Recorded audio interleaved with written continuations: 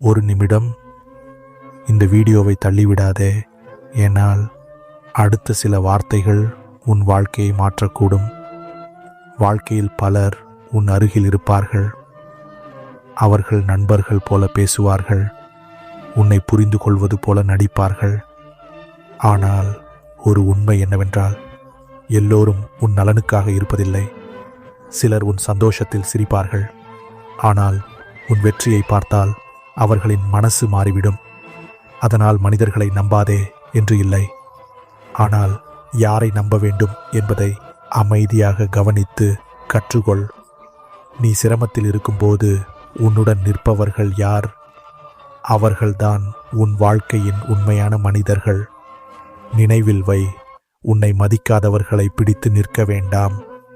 உன்னை உண்மையாக நேசிக்கும் சில மனிதர்கள் இருந்தால் அவர்கள்தான் உன் வாழ்க்கையின் பெரிய செல்வம்.